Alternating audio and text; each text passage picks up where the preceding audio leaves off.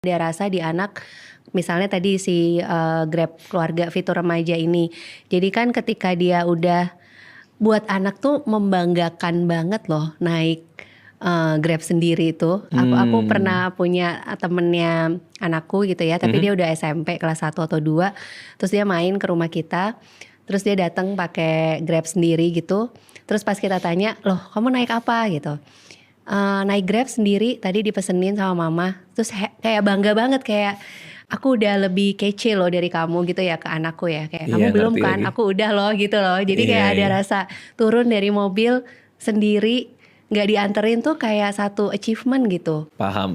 Tapi kadang orang tua tuh kayak tidak menganggap itu sebagai achievement anak. Orang tua nganggapnya kayak, aduh aman gak ya gitu kan. Nah ini yang kita perlu belajar ngelihat POV-nya anak gitu.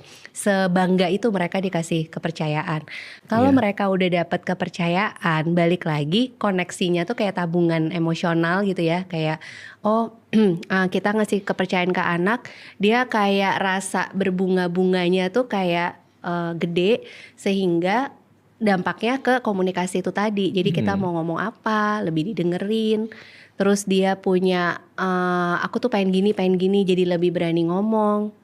Karena base-nya udah kayaknya gue dipercaya sih. Kayaknya kalau aku ngomong aku pengen ini itu nggak langsung dibantah sih gitu.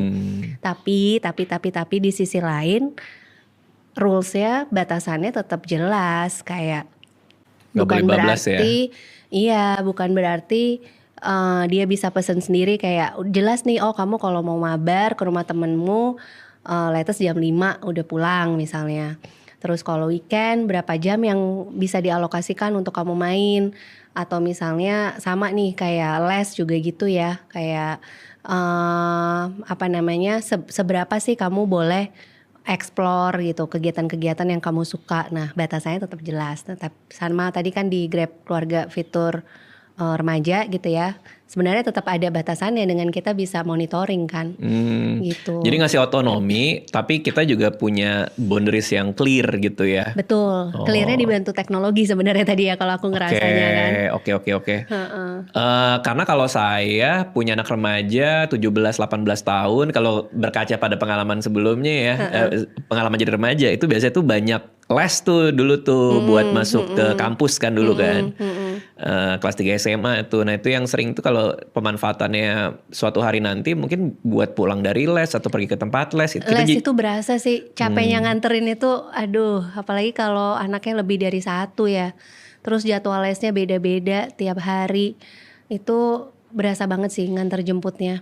Jadi kayaknya bakal kepake banget untuk itu sih, antar jemput les di weekdays itu menurut aku akan membantu banget gitu. Iya. Dan lebih ke kita juga safe kan. Kita tahu dia di mana. Bisa tadi chat sama drivernya juga dan lain-lain. Benar. Nah makanya Grab keluarga fitur remaja ini juga semacam win-win solution lah buat orang tua dan anak. Karena anaknya bisa explore, orang tuanya juga tetap punya kontrol. Iya, karena masih bisa mantau. Betul? Tapi anaknya ngerasa dipercaya dan punya otonomi karena pergi sendiri. Nah itu ya. Itu Si dia pergi tuh ya. sendirinya itu yang Yang ternyata membanggakan. membanggakan Ternyata. banget. Membanggakan. Dan ya, anaknya bisa pergi sendiri, terasa bangga. Orang tuanya ketenangannya juga nggak hilang gitu. Karena masih Betul. bisa ngontrol. Jadi menurut aku untuk